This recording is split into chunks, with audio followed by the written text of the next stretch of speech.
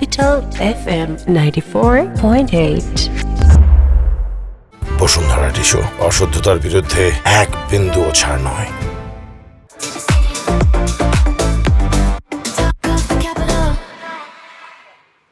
Welcome to talk of the capital season 2, যেখানে আমরা আপনাদের প্রিয় তারকাদের অজানা কথাগুলো জানবার চেষ্টা করি গল্পের মাধ্যমে। সো এই গল্পের ছলে ছলে আমরা জেনে যাই তাদের ভাবনা, তাদের চিন্তা, তাদের ইচ্ছেগুলো এবং অনিচ্ছের জায়গাগুলো। আজকে আমাদের শোতে আসছে এমন একজন সুপারস্টার, যা শুরু হয়েছিল নাটক থেকে এবং বড় পর্দায় এখন তিনি দাপিয়ে বেড়াচ্ছেন। শুরুতে একটা চকলেট বয় ইমেজ থাকলেও এখন তিনি রূপ নিয়েছেন দানবে, অর্থাৎ রাক্ষসে। অলরেডি বুঝতে পারছেন কার কথা বলছি। I am talking about none other than Siam Ahmed. TDC, talk of the couple, where the stars take a stage tonight. TDC, talk of the couple, feel the buzz, feel the spotlight. Everyone's talking, everyone's watching, right here in my life. এইটা আমার সাথে হবে না, আমার সাথে no no no no, আমরা handshake করি, আমরা হ্যান্ডশেক করি। Good to see you. Thank you so much for coming, Siam. Talk of the capital. Nabila, তুমি একবারে এনেই ছাড়লা না? Yes, এনেই ছাড়লাম। এই আশাতে তোমার এত অনীহা কেন আমার অনুষ্ঠানে, বলো তো? ইটস নট অ্যাবাউট তোমার অনুষ্ঠান। আমার এটা আমার নিজের পার্সোনাল প্রবলেম। আমার একটু টক শো অথবা কোনো অনুষ্ঠানে আমার যাওয়ার মধ্যে একটু ফোবিয়া আছে আসলে। এটা খুবই আনইউজুয়াল লাগলো শুনে আমার, বাট আমি এটা খেয়াল করেছি যে তুমি কোনো টক শোতে বেশ অনেক দিন ধরে যাও না, তোমাকে দেখা যায় না। আমার কাছে মনে হয়েছে যে এটা কি মানে তুমি আজকে চিত্রনায়ক সুপারস্টার সেই সেই একটা ইমেজ ধরে রাখার জন্য কিনা, যে একটু আড়ালে একটু রহস্যে থাকার জন্য, বা ফোবিয়াটা কিভাবে ক্রিয়েট হলো? You are always a people's person. Yes, I am, আলহামদুলিল্লাহ। এটা আসলে শুরু হয়েছে আই থিঙ্ক জঙ্গলির আগের প্রিপারেশন স্টেজটা থেকে। তো আমি মোটামুটি সব ধরনের যত পাবলিক গ্যাদারিং, যে কোনো অনুষ্ঠান, গেট টুগেদার, আমি সব কিছু তখন খুবই জেনে শুনে অ্যাভয়েড করেছিলাম। তার একটা কারণ হচ্ছে যে আমার একটা লুক ট্রান্সফরমেশন চলছিল তখন। তো ওইটা করতে করতে আমার মানে যখন কোনো প্রসেসে থাকি তখন মনে হয় যে সামনে আসলেই কাজ নিয়ে কথা বলতে হয়, যে ইনফরমেশন আমি চাই না যে এখনও সবাই জানুক সেটা নিয়েও কথা বলতে হয়। তো ভাবলাম যে তাহলে আসলে অডিয়েন্সকে যে সারপ্রাইজটা দিতে চাই সেই সারপ্রাইজটা থাকে না। তো ভাবলাম যে অডিয়েন্স যেহেতু কাজ দিয়ে ভালোবাসে, তাদেরকে কাজটাই দেখাই। আর মানুষজন এত কথাবার্তা পছন্দ করে না আমার মনে হয়। না না, এটা ভুল কথা। কেন পছন্দ করবে না? না, আমার কথা বেশি পছন্দ করে না। কেন? আমি ঠিক কথা বলি তাই। ঠিক কথা বলা উচিত। হ্যাঁ, কারণ এই প্রসঙ্গ ধরে বলি, আমি একটু আগে আমরা যখন মেকআপ রুমে ছিলাম, তো আমি তাকে নর্মালি প্রশ্ন করছিলাম যে এই যে তুমি নাটক যখন করতে বা যখন তোমার শুরু ছিল, ওই সময়টা একটা চার্ম ছিল, আর এখন যেখানে আছো সিনেমা করছো এবং খুব দারুণ একটা শক্ত অবস্থান তুমি নিজের জন্য সময়ের সাথে তৈরি করে ফেলেছো, আলহামদুলিল্লাহ। এইটাও তুমি কিন্তু অনেক, এটার একটা ডিফারেন্ট চার্ম আছে। তো আমি তাকে জিজ্ঞেস করছিলাম তুমি কোন সময়টা বেশি এনজয় করছো, এখনেরটা না আগেরটা বেশি এনজয় করছো? তো তখন সে বলেছে, ও এটা এখানে আমি কেন উত্তর দিব, এটা তুমি আমাকে শোতে প্রশ্ন করো। তখন আমি বললাম যে শোতে তো অনেকে ডিপ্লোম্যাটিকলি আনসার দেয়, বলে যে দুটাই এনজয় করি। তুমি আসলে কোনটা করো? জেনুইনলি আমি যখন একেবারে প্রথম দিকে কাজ শুরু করলাম, মানে যখন আমি কিচ্ছু জানি না, আমি লাইট কিভাবে নিতে হয় বুঝি না, কিউ কিভাবে দিতে হয় সেটা বুঝি না, I know nothing about the set, ওই মোমেন্ট আমার কাছে মনে হয় যে অ্যাজ আ পারফর্মার আমার সবচাইতে বিউটিফুল মেমোরি। বিকজ আমি যে কোনো কিছু করতে পারি, আমি জেনে শুনে, আমাদের একটা অ্যাক্টিংয়ের একটা এক্সারসাইজ থাকে না যে you're gonna fall down and someone else gonna catch you পিছন থেকে। তো এটা হচ্ছে আসলে ট্রাস্ট ফ্যাক্টর ডেভেলপ করার জন্য না। তো আমি জানি যে আমি ওখানে ফল ব্যাক করতে পারবো, এবং যা আমি আজকে পর্যন্ত শিখেছি, যতটুকু শিখেছি সেটা কিন্তু শুটিং সেটে শিখেছি, আমার সিনিয়রদের কাছ থেকে শিখেছি, কোয়ার্টিস্টদের কাছ থেকে শিখেছি, ডিরেক্টরদের কাছ থেকে শিখেছি। ওই জার্নিটার সবচেয়ে বিউটিফুল মোমেন্ট ছিল ওই শুরুর সময়টা, কারণ I was so blank and this was a fantasy world for me. I was enjoying each and every day শুটিংয়ে। তো মাঝখানে করতে করতে একটা সময় এমন হয় না যে আবার আগামীকালকেও সকাল থেকে শুটিং, এই লাইনটা আমি কখনো বলতেই চাইনি লাইফে। দ্যাটস ওয়াই আমি খুব জেনে শুনে বুঝে খুব কম কাজ করেছি লাইফে। যখন নাটক করেছি তখনও কম কাজ করেছি, এখন তো কম কাজ করছি। So I really wanted to enjoy this, কারণ this profession was my soul call. এটা আমার ফ্যামিলির কারো কল না, আমি এটা আমার নিজের জন্য ডিসিশন নিয়েছি। আমার আরেকটা প্রফেশনকে আমি বলবো না sacrifice, I would say compromise করে এই ডিসিশন নিয়েছি। সো যতদিন আমি কাজ করব আমি চাই যে I want to enjoy each and every bit of ইট।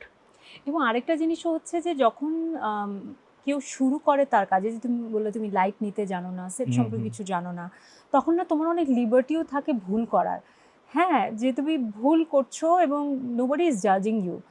এখন যেমন তোমাকে একটা ভুল করতে বা কোনো কিছু করার আগে হয়তো বা কিছু বলার আগেও হয়তো অনেক ভেবে চিনতে করতে হয় বা বলতে হয়, ওই ফ্রিডমটা তখন হয়তো অনেক। আমি এটা একবার এনজয় করি না জানো, এই অনেক ডিপ্লোম্যাটিক অ্যান্সার্স দিতে হয়, অনেক কিছু বললে 10 জন কি মনে করবে, এ কি ফিল করবে, এটা পলিটিক্যালি কারেক্ট হলো নাকি।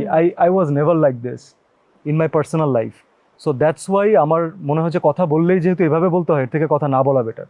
এই জন্য তুমি ইন্টারভিউতে যাও না? আমি ইন্টারভিউ আসলে এখন এর জন্য এনজয় করি না, এবং সামহাও প্রত্যেকে ঘুরে ফিরে সেম কোয়েশ্চেন করে, যেটা অলরেডি 10 জায়গায় বলে ফেলেছি, তো ওটার মধ্যে আসলে কোনো চার্ম থাকে না। And no one is like really interested in you as a person. Everyone is interested যে কোনটা বেচা বিক্রি হবে সেটার উপরে। আল্লাহ, আমি চাপে পড়ে গেলাম। সরি না, সো এটা আসলে একটা প্রেশার যে আসলে সবাই একরকম প্রশ্ন করে। আমি জানি না আমার প্রশ্নগুলো একরকম হবে কিনা, বাট আমি এখানে আমার যেটা মন চাইবে, আমি যেটা জানতে চাইবো, আমি সেরকম I believe in the person Nabila, so ভালো কিছু হবে ইনশাআল্লাহ। সেরকম প্রশ্নই করব। যেটা বললে যে এখন তুমি এই কারণে ইন্টারভিউতে আসো না, এটা একটা চাপ সৃষ্টি করে তোমার জন্য। এই প্রসঙ্গে আমি আসবো, আমি একটু আগের প্রসঙ্গে আবার ফিরে যেতে চাই। যে এই যে তুমি বললে তোমার আরেকটা প্রফেশনকে তুমি কম্প্রোমাইজ করে তুমি এসেছো। আমার মনে হচ্ছে যে সিয়ামের সাথে আমি একটা কাজ করেছিলাম, কাজটা খুব বেশি মানুষ দেখেনি ওই সময়, কারণ তখন ওটিটি এতটা ফ্লারিশ করেনি। লিলিত নাম হচ্ছে লিলিত, একটা শর্ট ফিল্ম।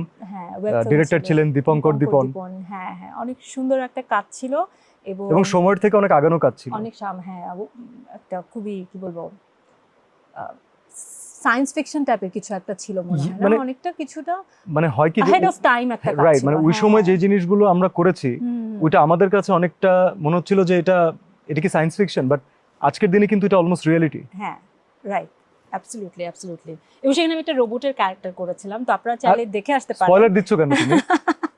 পুরনো কাজ দেখতে দাও না, হ্যাঁ দেখে আসবেন। এটা একটা কি বলবো, একটা টিজার দিয়ে দিলাম। আমরা খুব সুন্দর সময় কাটিয়েছিলাম, আমরা খুব সুন্দর একটা কাজ করেছিলাম, এবং দীপনের সঙ্গে কাজের অভিজ্ঞতা আমার একবারই হয়েছে। তুমি তো পরে ওনার সাথে সিনেমা করেছো, আমার খুবই ভালো অভিজ্ঞতা ওনার সাথে। উনিও যে কেন সিনেমা বানাচ্ছে না বুঝতে পারছি, বানাবেন, অবশ্যই বানাবেন, বানানো উচিত আরো। তো তখন আমি সিয়ামকে জানি, সিয়াম তখন মনে হয় 1-2টা সিনেমা বেরিয়েছিল মাত্র না।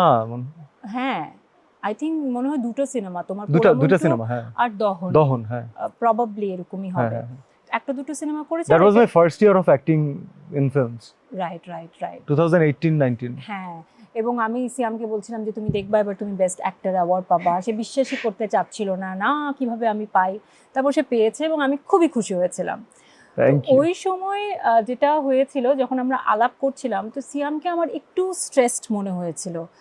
তুমি ক্যারিয়ার চয়েসের জায়গা থেকে তুমি একটু দ্বিধাদ্বন্দ্বে ওই সময় ছিলে, কারণ ফিল্ম যদিও তুমি করেছো, তুমি ফিল্মে অনেক অ্যাপ্রিসিয়েশন পেয়েছিলে এবং অ্যাওয়ার্ডও পেয়েছো স্বীকৃতি স্বরূপ, কিন্তু ফিল্মের জায়গাটা একটু কি বলবো, যেখানে তুমি 30 দিন মাসে কাজ করার সুযোগ ছিল নাটকে, এখানে এসে তোমার আরেকটা প্রজেক্ট কবে আসবে।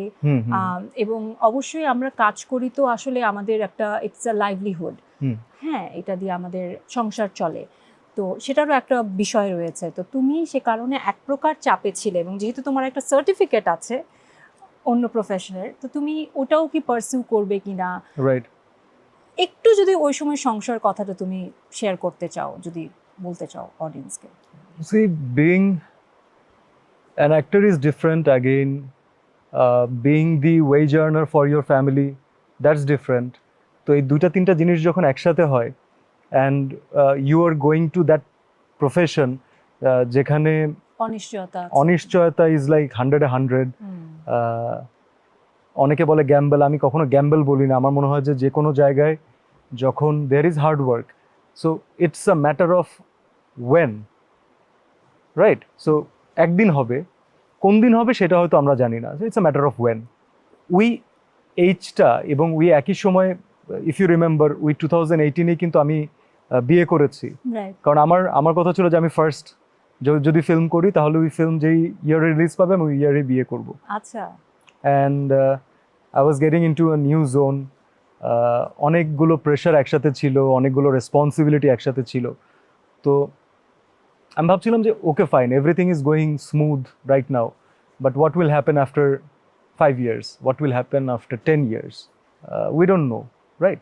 তো তখন ওটা নিয়ে একটু স্ট্রেস ছিলাম। বাট হয় না যে প্রত্যেকটা বয়সের সাথে সাথে আমরা লাইফের কিছু নতুন নতুন লেসন শিখতে পারি, সেটা লাইফই আমাদেরকে শিখিয়ে দিয়ে যায়। তো ওই সময়টা পার করার পরে আবার আমার এমন একটা ফেজ এসেছে যখন আমার কাছে মনে হয়েছে, পার্টিকুলারলি আমি অনেক ইয়াং এজে আমার অনেক ফ্রেন্ডকে হারিয়েছি। আমার বেশ কিছু ফ্রেন্ড মানে অ্যাক্সিডেন্টে কেউ চলে গেছেন, কেউ অসুস্থতার কারণে চলে গেছেন, কেউ খুবই আনসার্টেন ওয়েতে চলে গেছে, যে তুমি জানো যে উই আর টকিং, আজকে সকালবেলা শুনলে যে that person is no more. তো ওই জিনিসটা তখন আমার ওই এইজটার জন্য না, আমাদের প্রথমবার এটা আমি ফেস করছিলাম। এর আগে কখনো এত ডিপলি চিন্তা করে দেখিনি। তো আমরা তো কেউ আলটিমেটলি ইনফিনিট টাইম নিয়ে পৃথিবীতে আসিনি। আল্লাহ তাআলা আমাদের সবার জন্য একটা টাইম ক্লক দিয়ে দিয়েছেন, আমরা জানি না আর কি কতদিন সেটা। সো ওই যতদিন সময় আমরা আছি, যতদিন সময় আমরা সুস্থ আছি, তারপরে হচ্ছে কর্মক্ষম আছি, এটা কিন্তু আরও ছোট টাইম পিরিয়ড। তো ওই ছোট্ট টাইমটা প্রত্যেকটা মানুষের প্রেশার হিসেবে না নিয়ে অথবা বার্ডেন হিসেবে না নিয়ে এনজয় করা উচিত। আমি বলছি না যে আপনি, এখন আমাকে অনেকে বলতে পারে যে আমি 9 to 5 চাকরি করি, আমি চাকরির মধ্যে কি এনজয়মেন্ট আনবো। তাহলে আমি বলবো যে প্রথম আপনার নিজেকে জানা উচিত ছিল আসলে আপনি কি পছন্দ করেন। আমি কিন্তু চেম্বার করেছি এবং আমি অ্যাক্টিং করেছি, এবং আমি দুইটা করে বুঝতে পেরেছি যে আমাকে কোন জিনিসটা টানে বেশি। এবং আমি এই লাইফের এই লিমিটেড টাইম পিরিয়ড এমন কিছু নিয়ে কাটাতে চেয়েছি সারা জীবন, যেটা আমাকে রিটায়ারমেন্টের সময় আনন্দ দিবে, যেটা নিয়ে আমি হ্যাপিলি আমার পরের জেনারেশনের সাথে কথা বলতে পারবো। আমি প্রতিদিন বাসায় যাওয়ার পর আমার ওয়াইফ আমাকে টায়ার্ড দেখবে কিন্তু হ্যাপি দেখবে এবং এক্সাইটেড দেখবে, কারণ next day I am gonna do something new.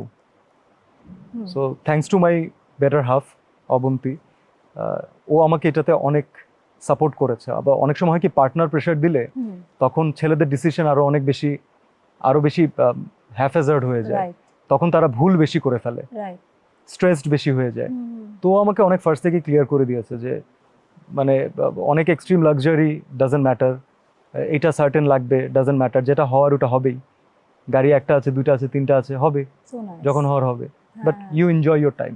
That's very nice. Yeah, আলহামদুলিল্লাহ, মাশাআল্লাহ। তোমার কি কখনো মনে হয়নি যে এই যে তুমি কম্প্রোমাইজটা করলে, তুমি যেটা নিয়ে পড়াশোনা করেছো সেটা কিন্তু খুবই সহজ বিষয় না, হ্যাঁ, এবং তুমি লন্ডনে ছিলে, তুমি বলছিলে যে তুমি একা থেকেছো এবং এত পড়তে হতো যে তুমি খাবার বানানোরও টাইম পেতে না। এবং তুমি আমার সাথে একটা বিষয় শেয়ার করেছিলে যে তুমি দেখা যাচ্ছে যে খেতেও হবে, খিদাও লেগেছে, বাট টাইমও পাচ্ছ না, দেখা যাচ্ছে যে তুমি নুডলস খেয়ে ফেলছো একদম। আমার প্রথম প্রশ্ন, তোমার এগুলো মনে আছে কিভাবে? কাঁচা অবস্থায়। ইন্টারেস্টিং, কথাগুলো মনে থাকবে না আমার, তাই না? এরকম তো হয়েছিল। তো এই যে একটা কষ্টের মধ্য দিয়ে তুমি অর্জন করেছো এবং তুমি পাশ করে বেরিয়ে এসেছো, তোমার সুযোগ ছিল এই প্রফেশন, তোমার মনে হয় না যে আমি এত কষ্ট করেছি, আমি এটা বৃথা যেতে দিচ্ছি? ডিসিশনটা কতখানি ইজি ছিল? আমি তো অনেস্টলি বৃথা যেতে দিচ্ছি না নাবিলা। আমাদেরকে অনেক সময় বলে, আমি ইনফ্যাক্ট আমার লাস্ট কাজের মাঝখানে একটা কথা হচ্ছিল, তো যার সাথে কথা ছিল সেও খুব একজন ভালো প্রফেশনাল তার সেক্টরে। তো সামহাও অন্য সেক্টরের মানুষজনের একটা চিন্তা আছে যে হয়তো আমাদের এই সেক্টরটাতে কাজ করতে গেলে education is not the primarily important thing. এটা অনেকেরই চিন্তা থাকতে পারে, আমাদের বাবা মাদের অনেক চিন্তা এরকম ছিল, অনেকে ভেবেছেন। But the problem is Nabila, see I know you are qualified person, তুমি তোমার এডুকেশন প্রপারলি শেষ করেছো, রাইট? তুমি ওই ফ্যামিলি থেকে বিলং করেছো, তোমার কি মনে হয় না যে তুমি যেখানেই যাও, যেখানেই বসো, আমার পড়াশোনা আমাকে যেখানে কাজে তুমি দেয়। কথা বলো, তুমি অ্যাক্টিং করো, তোমার ক্যারেক্টারের জার্নি ডিটারমাইন করো, তুমি না চাইতো তোমাকে তোমার এডুকেশনাল ব্যাকগ্রাউন্ড তোমাকে একটা পজিটিভ ফিডব্যাক ওখানে দেয়, একটা অবশ্যই। সাপোর্ট দেয় হুম, টু অ্যাক্টিং এর কাজটা কি আমাদের to observe the human behaviour, hmm, না, and then to reflect it. Hmm. তো হিউম্যান বিহেভিয়ার কেউ কিভাবে করে ভালো বুঝবে যদি সে আসলে ওই চর্চার ভিতরে না থাকে, সে যদি ইনস অ্যান্ড আউটসগুলো না জানে। পৃথিবীতে কেউ কিচ্ছু কখনো বিফল যায় না, আমি এটাকে ছেড়ে দিয়েছি, ব্যাপারটা একেবারেই এমন না। মাই নলেজ কখনো যায় না, Absolutely. এক্সপিরিয়েন্স কখনো যায় না। হুম, সো আমার মনে হয় খুব ঠিকঠাক জায়গায় ঠিকঠাক সময় আবার কাজে লাগবে ইনশাল্লাহ। ইনশাআল্লাহ। সো এই যে তুমি ডিসিশনটা নিয়ে ফেললে যে আমি I love acting, this makes me happy, hmm. এবং আমি এটাই করব, এবং তুমি পার্টনারের সাপোর্ট পেলে, বাট অনিশ্চয়তা হুম। সেটা তো ছিলই যে হ্যাঁ। কাজ কবে আরেকটা আসবে, আরেকটা সিনেমা কবে আসবে, এই ফেজটা কিভাবে ট্যাকল দিয়েছো বা সামাল দিয়েছো? স্বপ্ন দেখে। Optical brighter photo catalyst active granule সমৃদ্ধ বসুন্ধরা পাওয়ার ওয়াশ, ঝলমলে কাপড়ে ফুরফুরে মন। ওকে। আমি কখনো এটা ভাবতাম না যে সময়টা আমি কাজ করছি না, আমি ওই সময়ে আমার কি হবে। আমি পুরোটা টাইম যখন আমার কাছে ফর্সে 6 মান্থস আমি কোনো ফিল্ম করছি না, আমি জানি না যে আসলে গল্প আমি অনেক পড়ছি, এই গল্পের মতো করে আমি প্রেজেন্টেড হতে চাই না। আমি রোম্যান্টিকে প্রথম সিনেমা হিট হয়েছে, 20-25টা স্ক্রিপ্ট সব রোম্যান্টিক গল্পের। আমি জানি যে আমি রোম্যান্টিক করব না এখন, আমি চাই না যে মানুষ আমাকে স্টেরিওটাইপ মনে করুক, তখন আমি তাদেরকে একটু ডিফারেন্ট কিছু দেখাতে চাই।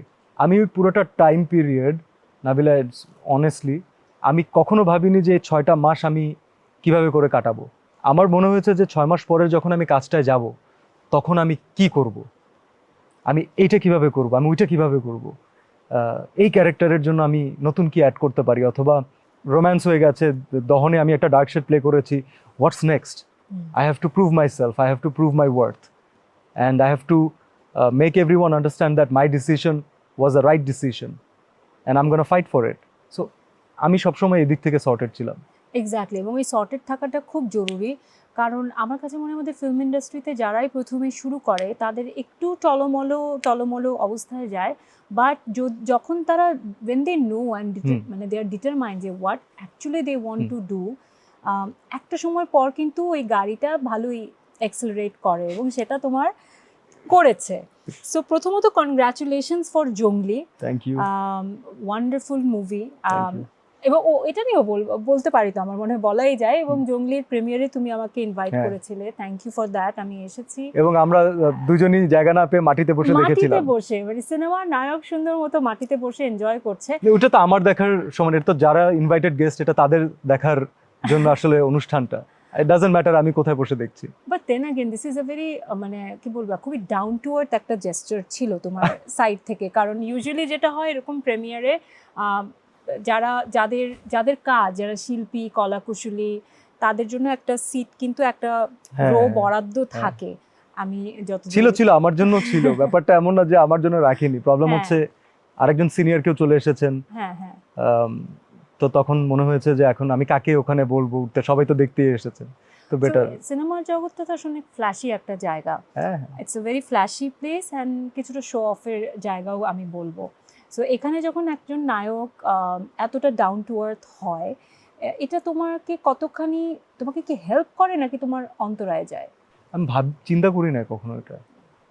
আমার সামহাও মনে হয় যে এগুলো যদি কখনো চিন্তা করা স্টার্ট করি, তখন আমি ইন্টেনশনালি এগুলো করা স্টার্ট করব, যেটা হচ্ছে আমার যে সঠিক নিয়ত, যে নিয়তে আমি করি, সেই নিয়তটা নষ্ট হয়ে যাবে তখন। তো এগুলো নিয়ে কথা বলতে চাই না, এগুলো নিয়ে ভাবতেও চাই না, আমার যখন যেটা মন চায় আমি করে ফেলি। এভরিথিং ইজ গুড, তোমার যা করো, if it's fun thing, good. যদি কারো দু একজনের ভালো না লাগে তাও ঠিক আছে, শুধুমাত্র কাউকে কষ্ট না দিলেই হলো। আমার পলিসি হচ্ছে এটাই, ইউ ক্যান ডু এনিথিং। তো এই যেটার পার্টিকুলারলি তুমি পয়েন্ট আউট করলে, ইট ইজ নাথিং, এটা আমি এর আগেও বহুতবার করেছি। থ্যাঙ্কফুলি ওই দিন তুমি পাশে ছিলে দেখে তুমি নোটিস করেছো, এটা আমার রেকর্ড আগেও আছে। আচ্ছা, আমার ওই সিনেপ্লেক্সের পাশের সিঁড়িতে বসেও রেকর্ড আছে। বাট এটার কোনো তুমি ফিডব্যাক পাও না যে ভাইয়া এটা কি ফিডব্যাক? আপনি সিনেমার নায়ক, আপনি কেন এখানে বসে সিনেমাটা আমি তো দেখবেন? ওখানকার, আমি তো টিমের একজন মেম্বার, আমার কাজটা হচ্ছে উপরে এইভাবে দেখা যাচ্ছে। তো যতক্ষণ মানুষ এভাবে আমার দিকে তাকাবে তখন ওটা আমার জন্য প্রবলেম। ওখানে সবার এভাবে তাকাতে হবে, because they are watching the character. এভাবেই ভাবা উচিত, আমার কাছে মনে হয় এভাবেই ভাবা উচিত। মানে আসলে it's a team work. Absolutely. আমাদের এখানে অনেক সময় হয় যে নায়ক নায়িকা কেন্দ্রিক একটা অ্যাটেনশন চলে যায় যে কোনো সিনেমাকে ঘিরে। ঠিক আছে, But- ব্যবসা বাণিজ্য তো, এখানে এগুলো লাগে আর কি। But at the end of the day এটা আসলে একটা পুরো টিম ওয়ার্ক, এবং এই মানসিকতাটাই আসলে যদি ধরে রাখা যায়, আমার মনে হয় একটা কাজও অ্যাজ আ হোল অনেক সুন্দরভাবে হ্যাঁ, উঠে হ্যাঁ। আসে। টিমের বন্ডিংটাও অনেক স্ট্রং থাকে। সো ওখানে যেরকম তুমি ওই স্পেসটা যেখানে সিয়াম অ্যাজ আ পার্সন যেরকম, সেটাকে তুমি চাইলেও ছাড়তে পারবা না। বাট আমার কাছে এই যে তোমার সঙ্গে কথোপকথনের শুরুর দিকে মনে হলো যে বাট এই সিনেমা তোমার ভালো যাচ্ছে, তুমি আরো সিনেমা করবে, এখন তোমার জায়গাটা অনেক সুন্দর একটা জায়গায় তুমি আলহামদুলিল্লাহ। এসে গেছো, মাশাআল্লাহ, আলহামদুলিল্লাহ। এখন তো তোমাকে একটু মানিয়ে চলতে হয় এখানকার রীতিনীতি, সেটার একটা পার্ট হিসেবে হয়তো তুমি বললে তোমার ফোবিয়া হয়েছে, তুমি যাচ্ছ না বেশি একটা ইন্টারভিউতে সামনে। একটু ট্রানজিশনটা যদি এক্সপ্লেইন করো বা বলো, কিছু অনেক তো ডিফারেন্ট, তুমি আগে যেরকম মানিয়ে কাজ নিতে করতে- হয়, মানে যদি একটু এক্সাম্পল দাও তাহলে বেটার হয় আমার জন্য বোঝাটা। মানিয়ে নিতে হয় না, না, তা তো অবশ্যই, এটা তো সবারই প্রত্যেক ক্ষেত্রে মানিয়ে নিতে হয়। মানে ধরো এখানে আমার কাছে মনে হয় যে অনেক ক্ষেত্রে অনেক জায়গায় আমাদের অনেক ডিপ্লোম্যাটিক হ্যাঁ হ্যাঁ হ্যাঁ। আচরণ করতে হয় বা কথা হ্যাঁ। বলতে হয়, বা সবাইকে হ্যাপি রেখে একটা চলার টেন্ডেন্সি Right, থাকে, সম্পর্ক ভালো রাখার একটা টেন্ডেন্সি থাকে যে এমন কিছু করব না বা বলবো না যেখানে সম্পর্কটা নষ্ট হোক। আমি অনেকবার অনেক ভালো মোটিভেশনে অনেক কথা বলার চেষ্টা করেছি, উইথ অল অনেস্টি, কাউকে ছোট না করে, কাউকে পয়েন্ট আউট না করে, শুধুমাত্র নিজের অনুভূতি বলার চেষ্টা করেছি। বাসায় আসতে আসতে ইন্টারভিউ, ফেসবুকে বিভিন্ন জায়গায় ট্যাগে বুঝে গিয়েছি যে অমুককে এমনভাবে বললেন সিয়াম আহমেদ, আচ্ছা, অমুককে এমনভাবে হেয় তোমাকে করলেন। নিয়ে এরকম কখনো হয়েছে? আমি খেয়াল করি। এগুলো সিনেমা রিলিজের সময় এভরি টাইমই হয়। আচ্ছা, এবং আমি ভাবতে থাকি যে আসলে আমি কোন কথাটায় কাকে হেয় করেছি অথবা কিভাবে হেয় করলাম। তো এক নম্বর হচ্ছে এই জায়গা থেকে বুঝলাম যে মানুষজন অনেকে আসলে অনেস্ট ইনফরমেশন আর অনেস্ট কথা নিতে চায় না, তারা অনেক সুগার কোটেড কথা পছন্দ করেন। আর সুগার কোটেড কথা আমি বলতে পারি, কিন্তু অনেক দিন কাজ করে ফেলেছি, এখন আসলে যেখানে যেটা দেখাতে চাই না সেটা দেখাতে চাই না, শেষ। মানে আম লাইক দিস, মানে আম লাইক দিস। দ্বিতীয়ত ওই জিনিসটা অনেক কিছু মেনটেন করতে হয়। আমি ওটা শিখতেই পারিনি, কারণ কাজের বাইরে আর আমার ছোটবেলার বন্ধুদের বাদে আমার কোনো সার্কেল নেই। হ্যাঁ, ইনফ্যাক্ট আমার কাজের ক্ষেত্রেও যারা বন্ধু, একদম শুরু তারা আমার সেই প্রথম বছর যে আমি কাজ শুরু করেছি তারাও তখন কাজ শুরু করেছে, ওই বন্ধুরাই আছে।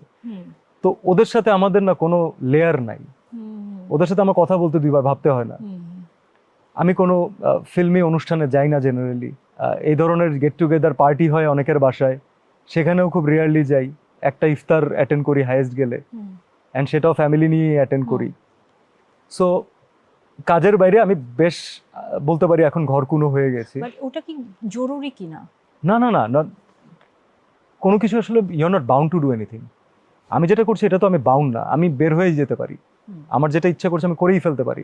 বাট আমার মনে হচ্ছে যে আমার পার্টিকুলারলি আমার ছেলে হওয়ার পর থেকে আমি আমার কমফোর্ট ওখানে খুঁজে পেয়েছি।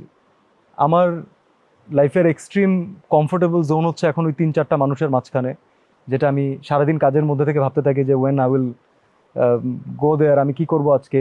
ও নতুন নতুন উনু খেলা শিখেছে, এখন সারাদিন সবার সাথে উনু খেলতে চায়, আমার ঘুম থেকে উঠিয়ে উনু খেলে। সো এই জায়গাটা আমার জন্য অনেক বেশি আরামের। আর যে কাজটা করি ওটা তো অনেক হেক্টিক কাজ, অনেক পরিশ্রমের কাজ, কাজের বাইরেও ওই কাজটা নিয়েই ভাবি।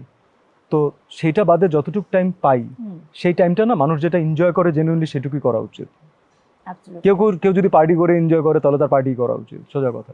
তোমাকে আমি জঙ্গলির কথা বলে কনগ্রাচুলেট করলাম। এটার কারণ হচ্ছে যে জঙ্গলি আগ পর্যন্ত তো তুমি অনেক মুভি করেছো, বাট জঙ্গলির থেকে আমার কাছে মনে হয়েছে যে তোমাকে মানুষ একটা নতুন রূপে, একটু সিয়াম আগে হয়তো একটু সফট ক্যারেক্টার বলে ভুল, বাট এক প্রকারের ক্যারেক্টার্স করতো, বাট এখানে তোমার একটা ডিফারেন্ট শেড দেখতে পেয়েছে। এবং এরপর তুমি পরের বছরই হচ্ছে তোমার দুটো সিনেমা বলা যায়, মাঝখানেই এসেছিল ছোট ছোট করে তাণ্ডবের একটা ক্যারেক্টার এসেছিল, তাণ্ডবেরটাই আমি বলতে চাচ্ছিলাম। হ্যাঁ হ্যাঁ হ্যাঁ।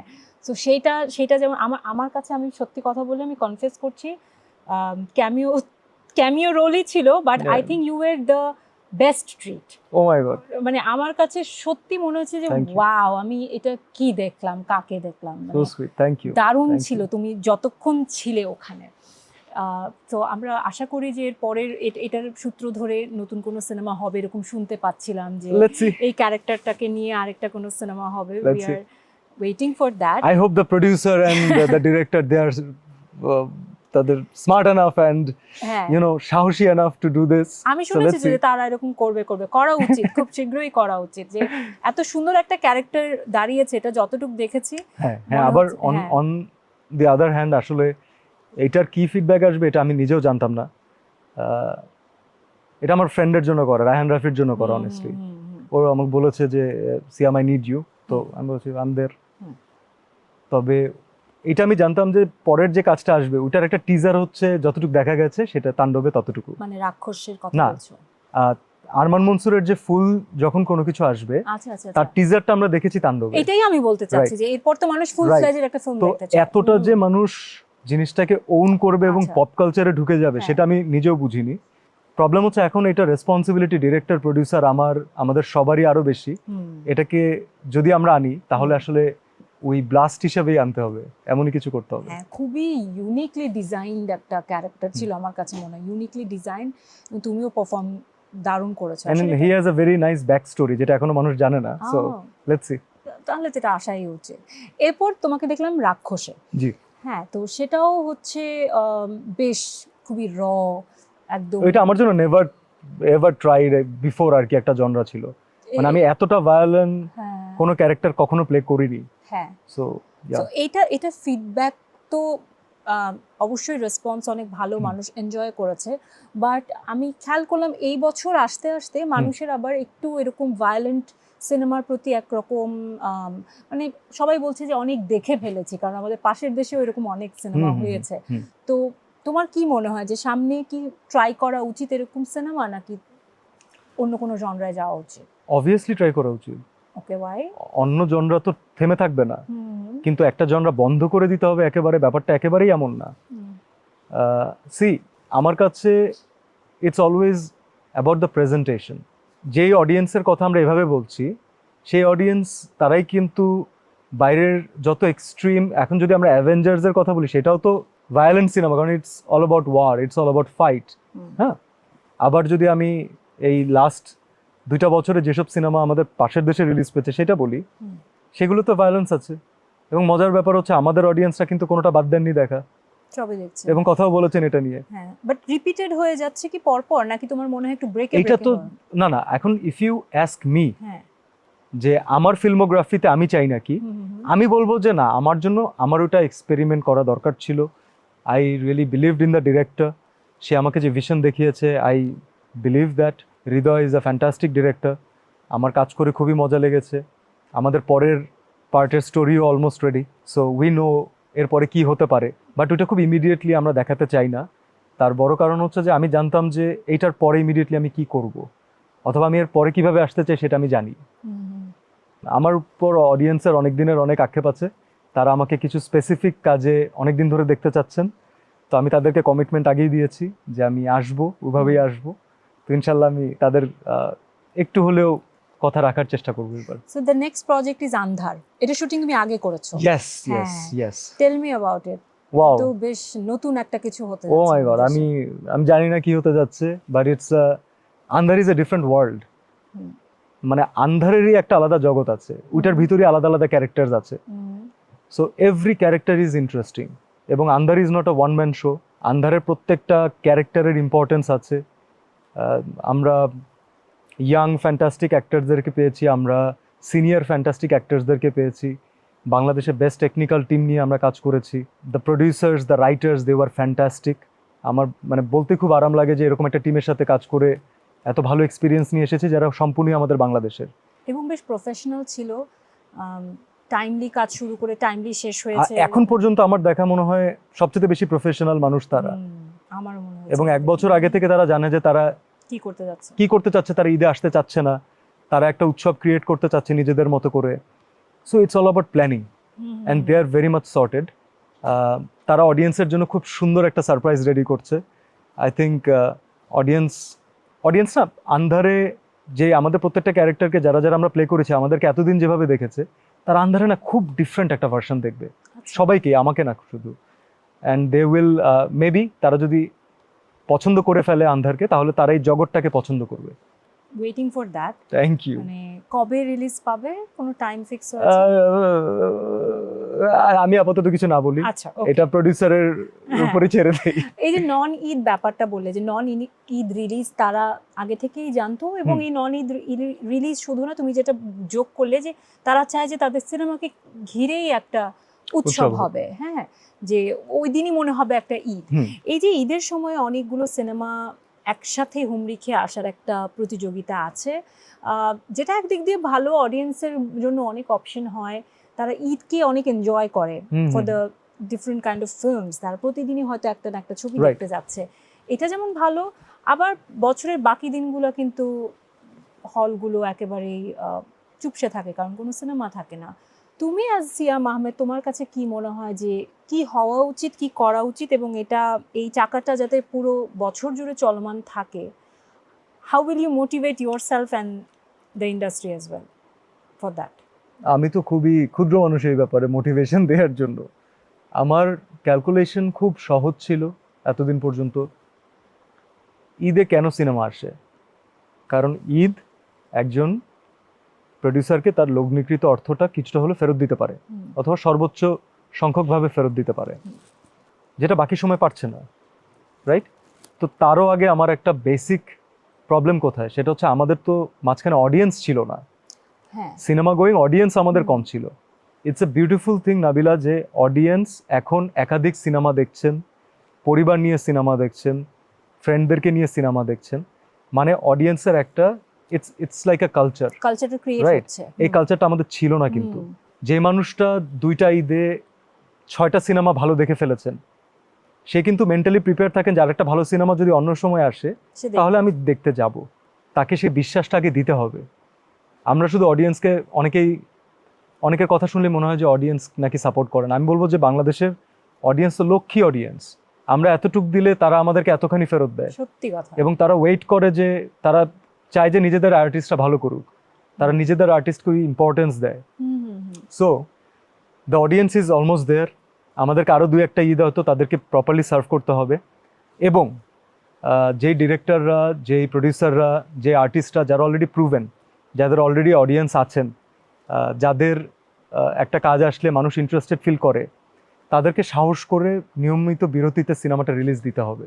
ফরসে আমি যদি এইবার আন্ধার রিলিজ দিতে পারি, আন্ধারে কিন্তু শুধু একমাত্র আমি নেই, এখানে কিন্তু চঞ্চল চৌধুরীও আছেন, রাইট, নাজিফা তুষি আছেন, আফসানা মিমি আছেন, মনোয়ার ভাই আছেন। আর একটা ইম্পর্টেন্ট ফ্যাক্টর হচ্ছে রায়হান রাফির সিনেমা। এটা প্রত্যেকটা কিন্তু এগুলো সেলিং ফ্যাক্টর।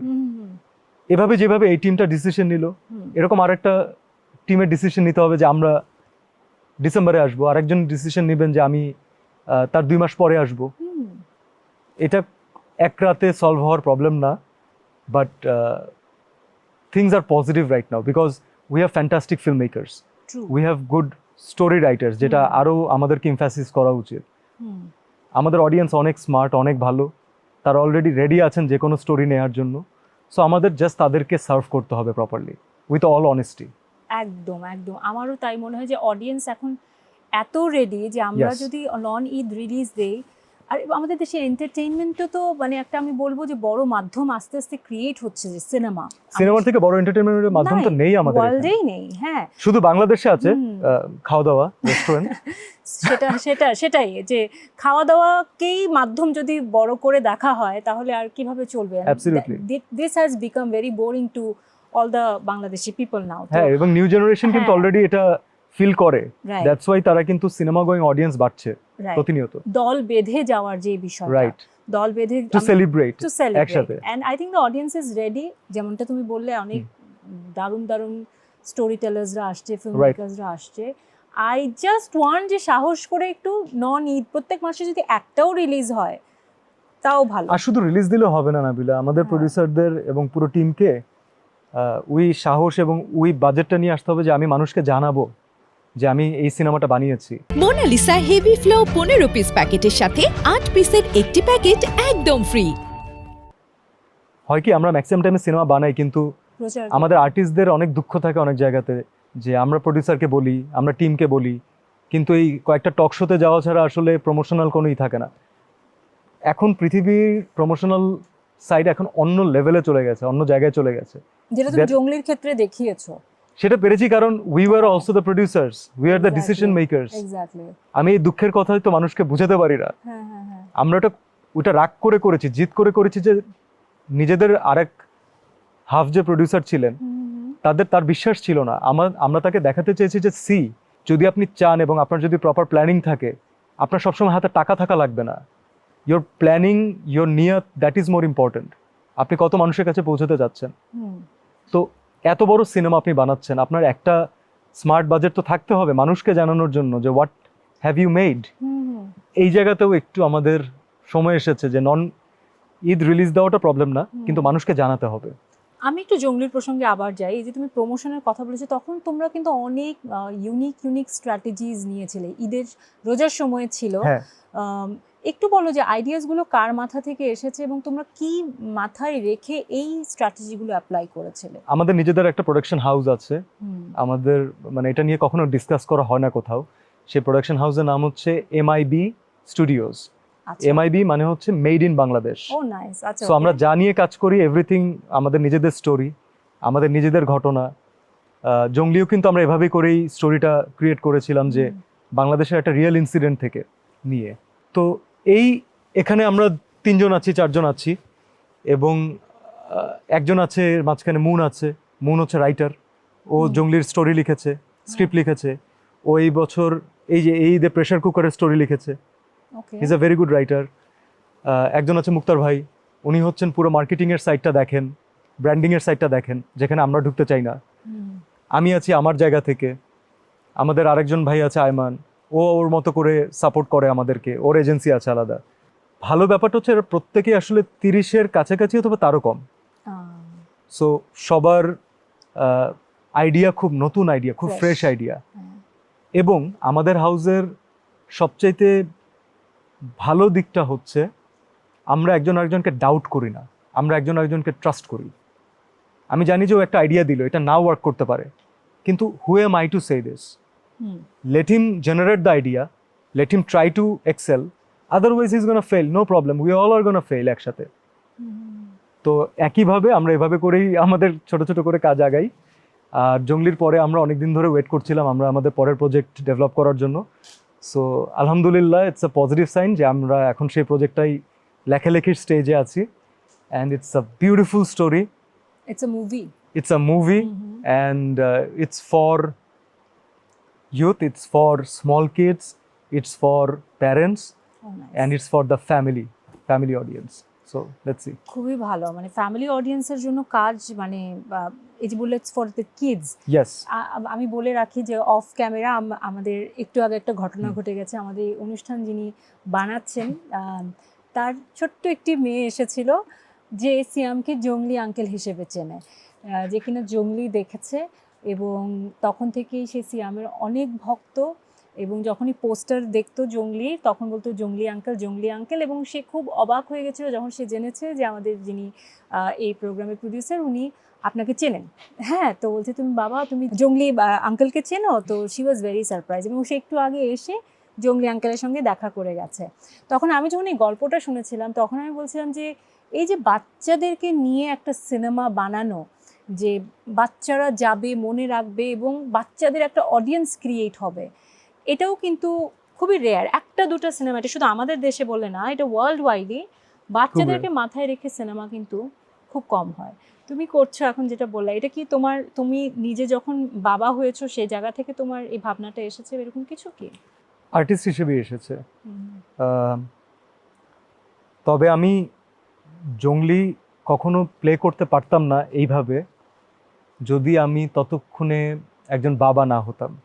আমি যদি ফাদার সান, ফাদার ডটার এই ইকুয়েশনটা যদি আমি না বুঝতাম, অথবা এই ইমোশনটা যদি আমাকে এভাবে টাচ না করতো, তো একইভাবে আমার মনে হয়েছে যে গল্পগুলো আমরা বলতে চাই আমাদের সবগুলো গল্প তো দিনের শেষে খুব সম্পর্কের গল্প। আই সো উইশ আমি নেক্সট যে জিনিসটা নিয়ে কাজ করছি সেটার যে মেইন কোন ইমোশনটা নিয়ে আমরা কাজ করছি অথবা কোন রিলেশন নিয়ে কাজ করছি সেটা বলতে পারতাম। বাট বিশ্বাস করো ওই জায়গাটাও যেমন আমাদের খুব আনটাচড একটা জায়গা। আমরা এত প্রেমের গল্প করি, আমরা এত অ্যাকশনের গল্প করি, বাট ওই ইমোশনটাকে আমরা টাচ করি না। তো ফাইনালি, এবং ওই মানুষটা, ওই ইমোশনটা তোমার আমার এখানে যারা আছে প্রত্যেকের লাইফে আছে কনস্ট্যান্ট। সো যখন আমরা একটা মানুষকে তার ইমোশনালি তাকে একটা গল্প দিতে পারি যেটা সে তার ব্যক্তিগত জীবনের সাথে রিলেট করতে পারে, ওইটা না একটা সুন্দর মেমোরি হয়ে থাকে। আদারওয়াইজ 2 ঘন্টা 2.5 ঘন্টা তো কতই ওয়েস্ট করি আমরা। হ্যাঁ, এবং প্রত্যেকটা সিনেমা বা যে কোনো আর্টওয়ার্কেরই বলা হয় যে সাকসেস ওখানেই যখন যদি সিনেমার কথাই বলি, সিনেমা হল থেকে কেউ একটা ফিলিং নিয়ে বের হয়। সেটা কষ্টের হতে পারে, সেটা আনন্দের হতে পারে, এনি কাইন্ড অফ ফিলিং নিয়ে যাতে বের হয়, সেটাকেই বলা হয়। এইবারের ঈদে আমার একটা এক্সপিরিয়েন্স হয়েছে, সরি এটাও আমি একটু অ্যাড করে রাখি। রাক্ষসে আসলে আমার যারা জঙ্গলি দেখে পছন্দ করেছিলেন তারাও তো অনেকে গিয়েছেন। তো একজন আমাকে বলেছেন যে ভাইয়া উই লাভ দ্য ফিল্ম, কিন্তু প্রবলেম হচ্ছে আমার বাচ্চাটাকে বাসায় রেখে আসতে হয়েছে কারণ এটা adult certified film. I wish আমার বাচ্চাটাকেও আমি আনতে পারতাম, কিন্তু আমি তো চাই না যে এই ফিল্মটা যেহেতু ওর জন্য না, তো না দেখুক। তো আমার তখনই আবার মনে হয়েছে যে এটা তো ওরা যে এটার জন্য এক্সপেকটেশন ক্রিয়েট করেছে এটা তো ওদের দোষ না, এটা তো আমি আমার একটা কাজের মাধ্যমেই এটা ক্রিয়েট হয়েছে। So I want to give them back, I want to give them something back. So এটারই চেষ্টা আমরা এখন করছি।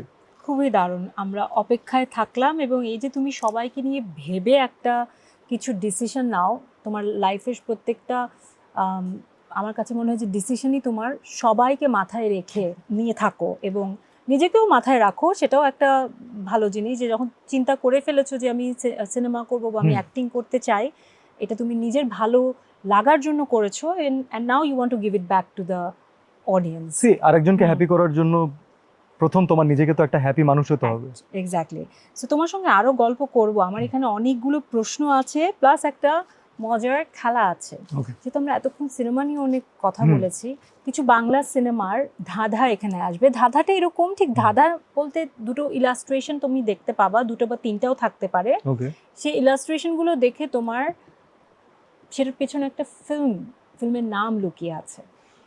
ওকে, সো সেটা তোমার গেস করতে হবে। ওকে, ঠিক আছে। আর যদি তুমি উত্তর দিতে না পারো, গেস করতে না পারো, তাহলে আমার সামনে কিছুক্ষণ পর কিছু প্রপস চলে আসবে এবং তুমি actor, you can take any kind of get up, এটা তোমার জন্য কোনো ব্যাপারই না, সেটা তোমার একটু করতে হবে। আজকে একটু আরাম করে কথা বলতে আসলাম, এখানেও পারফরমেন্স প্রেসার। আচ্ছা দেখি আমরা, আমাকে একটু হেল্প করো তাহলে। আমি সবাইকে অনেক হেল্প করি, আমার টিম আমাকে মানা করে এত হেল্প না। না আজকের জন্য ইউ আর অ্যালাউড। আমি প্রতিদিনই করি, বাট আই থিঙ্ক তুমি পারবে, you are very smart. So আমরা শুরু করছি আমাদের সেই গেম সেগমেন্ট। তার আগে আমার সামনে আমার প্রপস গুলো চলে আসবে। সো আমার প্রপস সামনে চলে এসেছে। এবার তোমার জন্য ফার্স্ট মুভি। এটা খুবই সহজ। গোলাপি এখন ট্রেনে। কোনো ক্লুই লাগলো না, আমার কিন্তু ক্লু দেওয়ার সুযোগ ছিল। সরি, আবার বলবো। গোলাপ, ট্রেন, বনলতা। ক্লু লাগবে? ক্লু চাও? না গোলাপি এখন ট্রেনে। আচ্ছা ঠিক আছে, গোলাপি এখন ট্রেনে ইজ দি রাইট আনসার কিনা চলুন দেখে নেই। Absolutely right. Okay, nice. এটি বাংলাদেশের ক্লাসিক সিনেমাগুলোর একটি এবং একজন সাধারণ নারীর জীবন সংগ্রাম, সমাজের বৈষম্য কেন্দ্র করে নির্মিত, এবং আমজাদ হোসেন হচ্ছে পরিচালক। The great Amjad Hossain. প্রথমেই বাজিমাত করে দিল। Second film.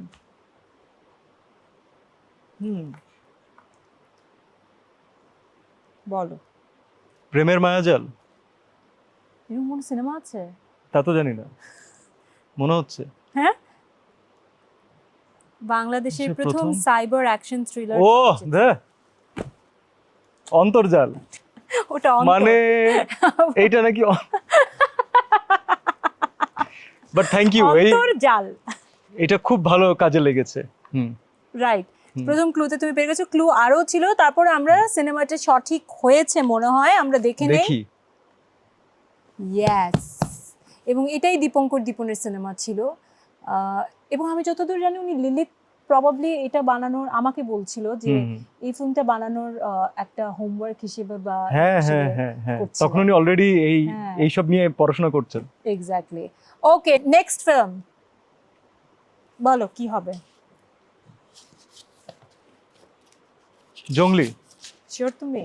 আমি কিভাবে শিওর হব? আশ্চর্য, আমি তো ভুল তুমি করব। উত্তর দিবা তো শিওর হয়ে উত্তর দিবা। আমি জানি না তো, জঙ্গল মনে হচ্ছে এবং আচ্ছা, জঙ্গলি। মানে জঙ্গলি প্লাস রাক্ষস হয়ে গেছে যদিও ব্যাপারটা, বাট না জঙ্গলি হবে। জঙ্গলি হবে? হ্যাঁ। আমাদের ক্লু গুলো বৃথা যাচ্ছে না? আচ্ছা ক্লুটা একটু দেখি, একটা ক্লু দেখি। চলেন ক্লু এত কষ্ট করে ক্লু রেডি করা তাই হয়েছে। না বলো? হ্যাঁ। হুম। ওকে, পঞ্চম সর্বোচ্চ আয়কারী চলচ্চিত্র হিসেবে স্থান করে নিয়েছে। দ্যাটস এন ইনফরমেশন, তুমি জানতে? না আমি তো জানতাম পঞ্চমের থেকে আগানো যদিও। আচ্ছা, লেটস সি। ওকে তাহলে উত্তরটি দেখে নেই।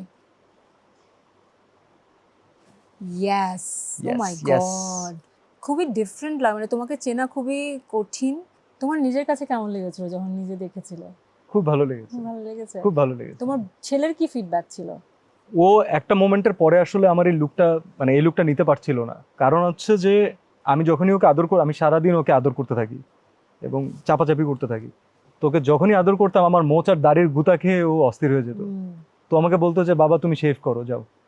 আরে তো তখন আমার সিনেমার প্রমোশন চলছিল, আমি করতে পারিনি। তো আমি ওকে প্রমিস করেছিলাম যে বাবা আমি শেভ করে এসেই নেক্সট তোমাকে চুমু দিব। আরে তারপরে সে হ্যাঁ। হ্যাপি। তারপর হ্যাপি। বাট ভেরি নাইস, খুবই সুন্দর একটা পোস্টার। নেক্সট ফিল্ম বলো, বলো প্রথমে এটা কি দেখা যাচ্ছে? শাপলা। শাপলা না? না অন্য কিছু। পদ্ম? হ্যাঁ, তারপরে কি মানে দেখা কি যাচ্ছে? মানে পাতা তো নেই, তারপর কি এটা, এটা তো পানি হ্যাঁ পানি নাকি সমুদ্র? আর কি হতে পারে? পদ্মা নদীর মাঝি। Absolutely correct. ও কিউ? ইয়েস, কোনো Clue চাও? ক্লু Clue দিবে না? চাও? হ্যাঁ এই যে সব ক্লু চলে আসলো। হ্যাঁ কপিলা। পদ্মা নদীর মাঝে, এটার ইলাস্ট্রেশন গুলো এত সহজ ছিল যেটা একটু মাথায় খাটালে পারা যেত এবং তুমি পেরেছো। আমি একটু হেল্প করেছি এখানে। না যদিও। তুমি ছাড়া মিলে পারতামই না। তাই না বলো? না বাট পড়ার সুযোগই হচ্ছে না। সিয়াম অনেক স্মার্ট। নেক্সটটা দেখি একটু কঠিন হয় কিনা। রাক্ষস। আল্লাহ, একটু ক্লু দেখি না, সরি দেখি ক্লু। সরি আমার ভুল। হ্যাঁ হ্যাঁ হ্যাঁ ঠিক আছে ঠিক আছে। আর একটু কঠিন ক্লু দিত। আল্লাহ, ঠিক আছে আমার তো মনে হয় সঠিক। হুম রাক্ষস, বাবা, স্টাইল, সোয়াগ, দারুণ। সিয়ামকে যদি অন্য সিনেমাও দেওয়া হতো, এখানে বেশিরভাগ 3টা সিনেমাই তোমার ছিল, বাট আই থিঙ্ক তুমি পারতে। আরো দু একটা করি না, মজা লাগছে। মজা লাগছে আজকের পর্যন্ত এতটুকু। আর নেই? না আর তো নেই। আমি কি ইউজ করব? তুমি চাও হ্যাঁ মানে তোমার তো মন খারাপ হয়ে গেল, তুমি বললা যে ইউজ করা হয় না এগুলো। একটা করে ফেলো? হ্যাঁ প্লিজ। দেখি। No so you. মোচের ওপর মোচ, হাউ সুইট, গ্লিটারি মোচ। বসে? হ্যাঁ, ঠিক আছে, দারুণ লাগছে। এই হচ্ছে সিয়াম আহমেদ, থ্যাংক ইউ।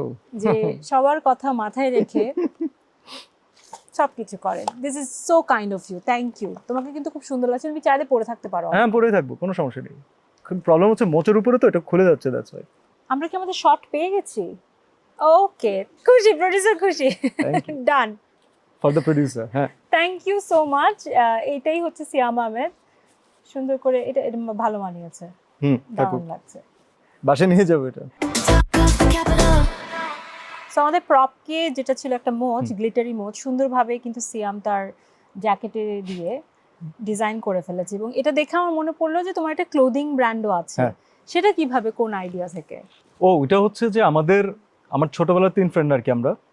তো আমাদের 3জনেরই খুব কাছাকাছি সময় বিয়ে হয়ে গেছে, আচ্ছা, খুবই কাছাকাছি সময়, হ্যাঁ। যে 3 মাস 4 মাস এরকম গ্যাপে এবং একটা মোমেন্টের পরে মনে হলো যে আমাদের একসাথে দেখা করার জন্য বউরা খুব রাগ করে আমরা দেখা করলে। তো আমাদের মনে হলো যে আমাদের একটা পারপাস ক্রিয়েট করতে হবে, যে আমাদের দেখা আড্ডা মারার জন্য দেখা করছি না, আমরা কাজে দেখা করছি।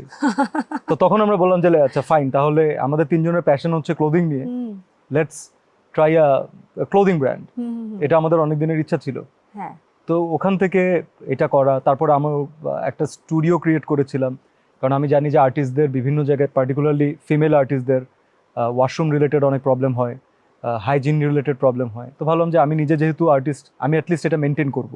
তো তখন সেটা থেকে একটা স্টুডিও দিলাম আমরা। সো আলহামদুলিল্লাহ দ্য ব্র্যান্ড ইজ হোলা গো। হোলা গো, হ্যাঁ ইয়েস, সো interesting এটা নাম। এসেছে হোলা আমিগোস এখান থেকে, Hola it's because Amigos। It's Spanish brand, হ্যাঁ, তো হোলা গো। Hi friend, yes. দারুণ। এবার তোমার একটু ফ্যামিলি লাইফ নিয়ে আমি কথা বলতে চাই। সেটা হচ্ছে সিয়ামের একটা image, it's a very good boy, good husband, green flag image রয়েছে, যেখানে আমি অবশ্যই ক্রেডিট দিব অনেকখানি তোমার ওয়াইফ তাকে, কারণ সে অলওয়েজ সোশ্যাল মিডিয়ায় তোমার ব্যাপারে অনেক পজিটিভ। আমার কাছে একরকম মনে হয় কি যে আমি তো একই বছরে বিয়ে করেছি, তো আমিও বিয়ে করার পর একটা এক্সপিরিয়েন্স করছি, সামহাও মানুষের হ্যাপি কাপল দেখা সবার ভালো লাগে না, সবার মাইন্ডে একটা কোয়েশ্চেন আসে যে কিভাবে, হাউ ইজ ইট পসিবল। না, আরেকটা আছে যে সেটা হ্যাঁ। হচ্ছে যে এগুলো দেখানোর জন্য, ভিতরে তো না। ভিতরে তো না, হ্যাঁ। আমাকে তো একবার একজন বলেই বসেছে যে তুমি তো জোর করে দেখাও তুমি হ্যাপি, এবং খুবই ক্লোজ একটা মানুষ বলেছে। তো আমি তুমি আমাকে এতটুকু চিনলে। সো আমার কাছে মনে হয় মানুষ অলওয়েজ এই কোয়েশ্চেন মার্কটা হ্যাঁ রাখতে পছন্দ করে যে how is it possible, but it is possible. এবং বিশেষ করে যখন তোমার পার্টনার সেটাকে ভেরিফাই করে সবার সামনে, তখন মনে আরো বেশি সবার মনে হয় যে আচ্ছা তাহলে আর কি বের করা যেতে পারে এরকম। আমি অনেস্টলি এখান থেকে বলি, আমার বেটার হাফ আমাকে আসলে যেভাবে সব জায়গায় প্রেজেন্ট করে, আমি আসলে অতটা ভালো না। আই এম নট মানে that of a good husband. I am trying to be a better father, definitely. Every day it's a struggle, it's a journey, and I try my level best. কিন্তু তার মানে যে আমার green flag, আমি সব কিছু proper করি, আমার কোনো প্রবলেম নাই, আমার কোনো টেম্পার ইস্যু নাই, আমার কোনো রাগ ক্ষোভ কিছু নেই, ব্যাপারটা একেবারেই এমন না। ও আমাকে সবসময় এত সুন্দরভাবে সব জায়গাতে প্রেজেন্ট করে এসেছে, তাতে একটা মানুষের একটা পারসেপশন হয়ে গেছে যে মানে বলে না যে অনেক সময় যে নজর লেগে যাওয়ার টাইপের। তো আমার সারা জীবন মনে হয়েছে যে যত এইটা ব্যাপারে কম কথা বলা যায় তত হয়তো বেটার। আবার আমার লাইফের সাথে ও এতটা ওতপ্রোতভাবে জড়িত যে আমি আজকে অনেক চেষ্টা করেছি ফর্সে ওর ব্যাপারে কথা বলবো না, কিন্তু তারপরে কিন্তু আমি এসে কোনো না কোনোভাবে ওর একটা জিনিস ঢুকে গিয়েছে তুমি প্রশ্ন করার আগেও। So that's how it is. এখন লাইফটা, ওই রাস্তাটা আসলে তো একটা সিঙ্গেল রাস্তা এখন আর নাই, এখন দুজনের রাস্তা ক্রিস ক্রস হয়ে এখন একটা সিমিলার প্যাথ হয়ে গেছে। তো it's a journey, and we are still learning as parents. We are trying to explore what are the best things for the family, what are the best things for the kid, and how to be happy, genuinely happy. আমরাও সেটা find out করি, and understanding wise আলহামদুলিল্লাহ it's fantastic, space wise it's fantastic. একজন আরেকজনকে বোঝা, দোষ ত্রুটিগুলোকে অনেক বেশি হাইলাইট না করে পজিটিভ জিনিসটাকে ফোকাস করা, এই জিনিসগুলো আমাদের মধ্যে বেশ ঠিকঠাক আছে, but nowhere near the perfect one না, ব্যাপারটা একেবারেই এমন না, সম্ভব না। হ্যাঁ, দ্যাটস নট দি গোল, সেটা গোল, এটা তো অবাস্তব গোল আমার কাছে মনে হয়। হ্যাঁ, সোশ্যাল মিডিয়া গোল তো সেটাই। তার একটা প্রধান কারণও আছে, আমরা কিন্তু as human beings, social media হোক অথবা অন্যান্য জায়গায় হোক, আমাদের এটা নেচার যে আমরা আমাদের লাইফের বেস্ট হ্যাপিনেসগুলো, বেস্ট মোমেন্টগুলো শেয়ার করতে পছন্দ করি। হুমায়ুন আহমেদের একটা বই পড়ছিলাম, নাম হচ্ছে লীলাবতী। তো ওখানে একটা লাইন আছে যে মানুষ হচ্ছে একমাত্র জীব যারা হচ্ছে নিজের আনন্দকে মানুষের সাথে শেয়ার করতে পছন্দ করে আর দুঃখকে লুকিয়ে রাখে। আর পশু পাখি হচ্ছে তার উল্টা, দুঃখ পেলে পশু পাখি চিৎকার করে সবাইকে জানায়, কিন্তু আনন্দ নিজের কাছে রাখে। তো আমরা ওই আনন্দের মোমেন্টগুলো হয়তো শেয়ার করি, আরেকজনকে বলি, দেখাই, এর জন্য মনে হয় যে 365 দিনই এরকম আনন্দের। পদ্মা সেতু, মেট্রো রেল এবং এলিভেটেড এক্সপ্রেসওয়ে নির্মাণের গর্বিত অংশীদার বসুন্ধরা সিমেন্ট। লাইফে আসলে 365 দিন আনন্দের না, তবে এই জার্নির ভিতরে যদি আপনার একটা ভালো পার্টনার পড়ে যে আপনাকে সাপোর্ট করে, তাহলে সেটা খুব সহনশীল হয়ে যায় সেই জার্নিটা।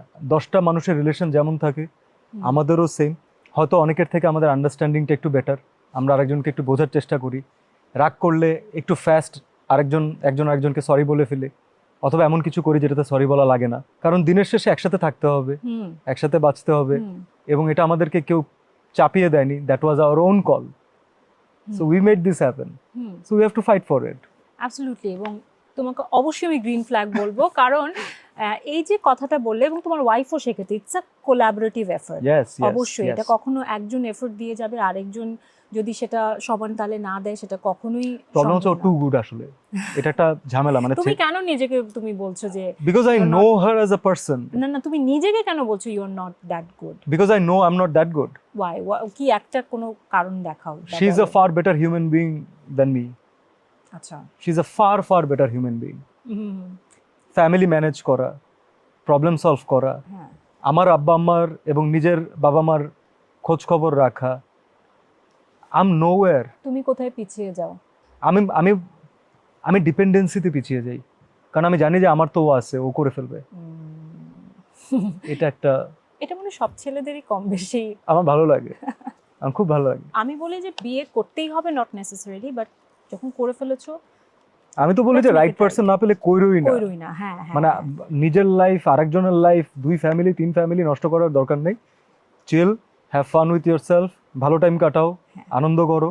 বাট যখন রাইট মানুষটাকে জানো যে এই মানুষটাই আমার জন্য রাইট, হুম, তো তখন তাকে যেতে না দেওয়াটা ওয়াইজার ডিসিশন। একদম যেভাবে হোক ধরে রাখো। বাকিটা আপনাদের decision। তোমার ছেলেকে নিয়ে একটু বলো। আমি তাকে একবারই মনে হয় দেখেছিলাম একটা জন্মদিনে, হুম। তখন বেশ গুদ্দুস ছিল। আমি রিসেন্টলি একটুখানি দূর থেকে দেখেছি, হচ্ছে যে তোমাদের একটা নাচের, তোমার গানেরই তোমরা যে 3 জন পুরো ফ্যামিলি হ্যাঁ। নেচেছো, দূর থেকে দেখেছি। খুব ডিফারেন্ট মনে হচ্ছে, অনেক দেখতে, ওর চুল বড় হয়ে গেছে, ই লুকস ভেরি ডিফারেন্ট। ওর চুল বড় ছিল কারণ হচ্ছে ওর লাইফের ফার্স্ট স্টেজ ড্রামাতে অ্যাক্টিং করলো আচ্ছা। ওর স্কুলে। So he was playing Mowgli. তো ও টিচাররাই বলেছিল যে মানে ওর চুলটা কিছুদিন পরে কাটতে, আচ্ছা আচ্ছা। তো ওটা হয়ে গেছে। ওই তোমার মতো অবস্থা হচ্ছে জঙ্গলি, যে হ্যাঁ, তোমার ছাড়তে পারছে, ক্যারেক্টারের জন্য ছাড়তে পারছে না। তো he is a rock star. পৃথিবীতে ওর থেকে সুন্দর কিছু আমি দেখিনি আজ পর্যন্ত, ওর থেকে মায়ার কিছু দেখি নাই। ও একটা ম্যাগনেট আসলে।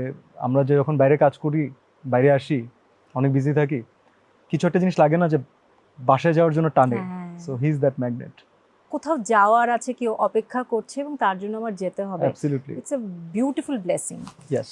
এবং আমি তার জন্য অনেক দোয়া করছি, সে Thank জীবনে you. বড় হোক। এবং আমি যতদূর বুঝতে পারছি তোমার সঙ্গে কথাবার্তা বলে, যে সে তোমার মতোই অ্যাক্টর হতে চায় বোধহয়, বা ফিউচার অ্যাক্টর আমরা তাকে দেখতে পাবো।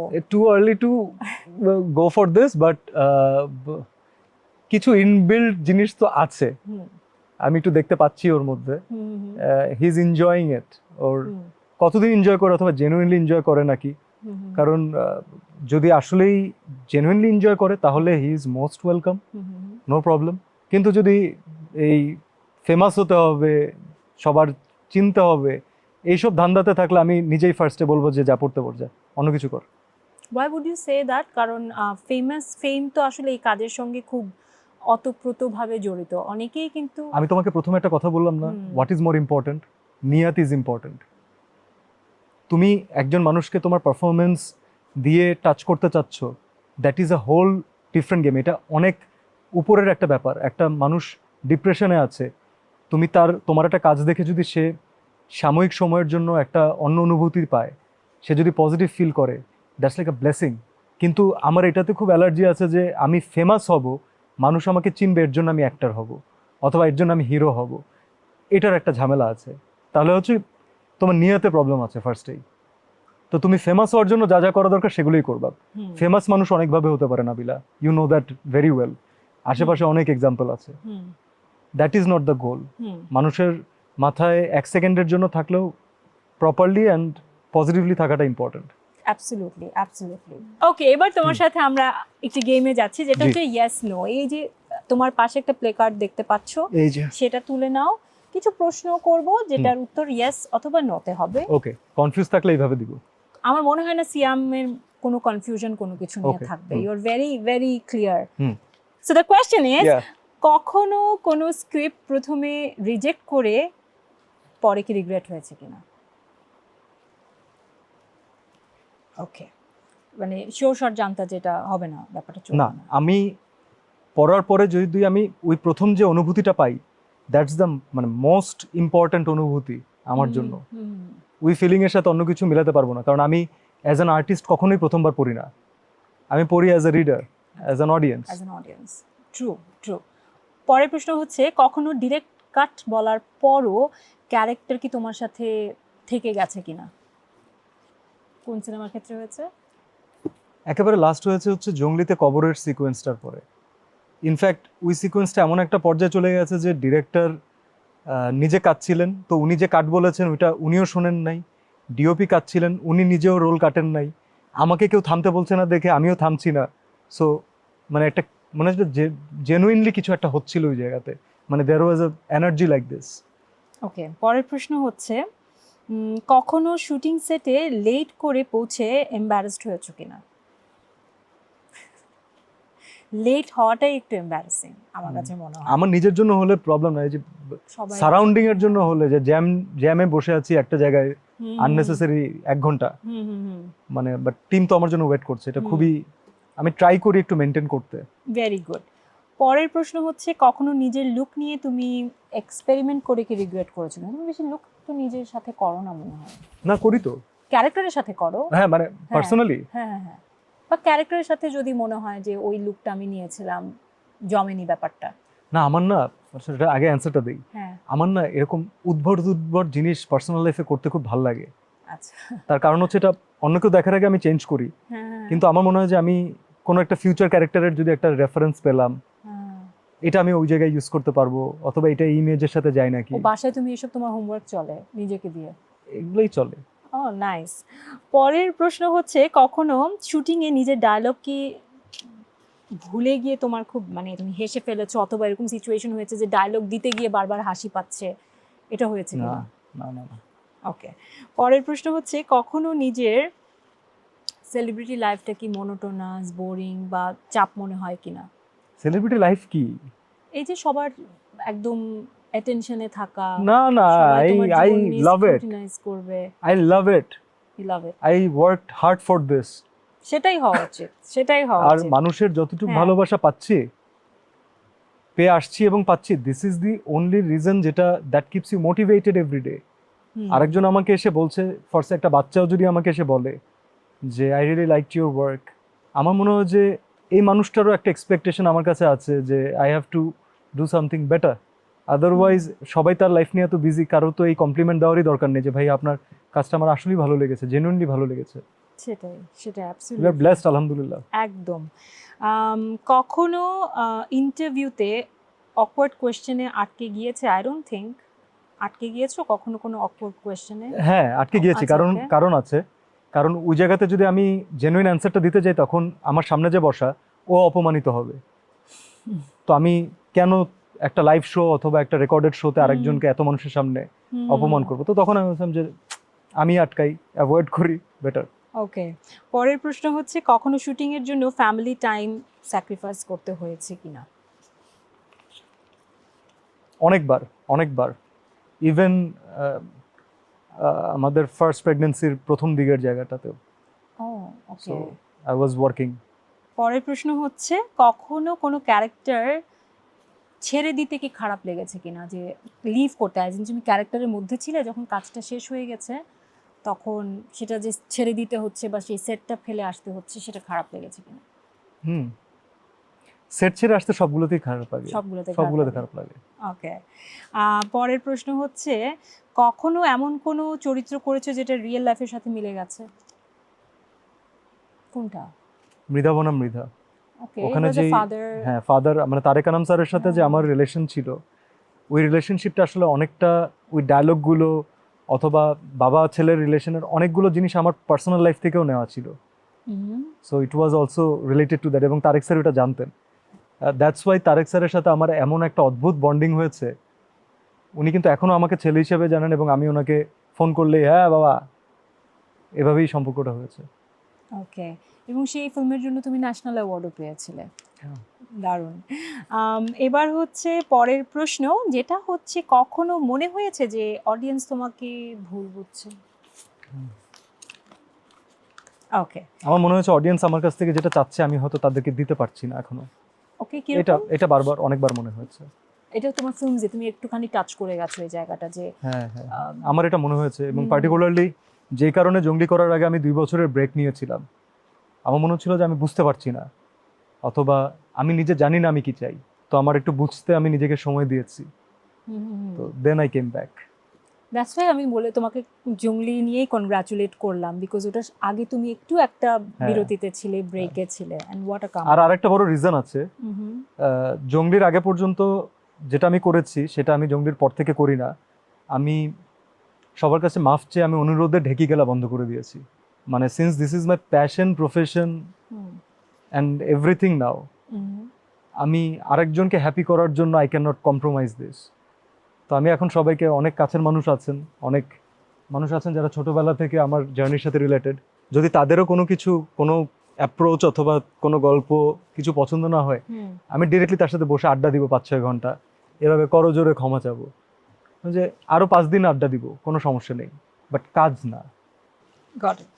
এবার কিছু র্যাপিড ফায়ার প্রশ্ন চলে যাচ্ছে, ঠিক আছে? ঝটপট প্রশ্ন, চটপট উত্তর দিবে। ইয়েস। Capital. প্রশ্ন হচ্ছে, ক্যামেরা না আদালত, কোন জায়গাটা বেশি পছন্দ? অডিয়েন্স। ওখানেও অডিয়েন্স আছে? অডিয়েন্স। ওকে। নাটক নাকি সিনেমা? ফিল্ম। ফিল্ম।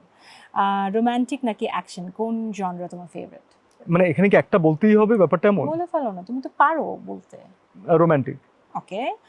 সবচেয়ে বেশি টেক দেয়া সিন তোমার কোনটা ছিল এখন পর্যন্ত? মনে পড়ে কি? একটা অ্যাকশন সিকোয়েন্স ছিল, রাক্ষসের একটা অ্যাকশন সিকোয়েন্স ছিল লাস্টের ক্লাইম্যাক্সের, ওটা মনে হয় 17 না 18টা জায়গা থেকে আলাদাভাবে কেটেছে। আচ্ছা। তো 18 বারই আমাকে ফুল অ্যাকশন করতে হয়েছে। ওকে। তো ওটা মনে হয় আমার লাইফে করা সবচেয়ে বেশি, এবং অ্যাকশন এতবার করাটা ইজি না। তো আই ওয়াজ ডুইং ইট, মানে আমার মনে হচ্ছিল যে হোয়াটসঅ্যাপ আপনি বলে যে আরেকটা অ্যাঙ্গেল কাটি। সো ওইটাই মনে হয় সবচেয়ে বেশি বার দেয়া, রিটেক না, টেক দেয়া আর কি। টেক দেয়া। ওকে। পরের প্রশ্ন হচ্ছে, পাবলিক প্লেসে সবচেয়ে এম্বারাসিং মুহূর্ত যদি হয়ে থাকে, হয়েছে কি? হ্যাঁ হয়েছে। একটা মানুষকে মেরেছিলাম। মানে কি হয়েছিল আমি জানি না। মেরেছিলাম কারণ হচ্ছে সে সিনিয়র ছিলেন, তো উনি আমার ওয়াইফের অড অ্যাঙ্গেল থেকে ছবি তুলছিলেন, এবং আচ্ছা। আমি ওনাকে কনফ্রন্ট করার পরে উনি স্বীকার করেননি। তো তারপরে যখন আমি প্রমাণটা পেলাম, তখন আমার মনে হয়েছে যে মানে প্রথমবার কনফ্রন্ট করলে আমি হয়তো জিনিসটাকে অন্যভাবে ট্রিট করতাম, এবং প্রবলেম হচ্ছে ওই জায়গাতে আমি আরো অনেক মেয়ের এরকম ছবি দেখতে পাচ্ছিলাম। So it's in his nature. Okay, কি বলবো আর। বলো good job. Good job. Next question হচ্ছে, এক কথায় নিজেকে যদি ডেসক্রাইব করতে বলি? স্বপ্নবাজ। গুড।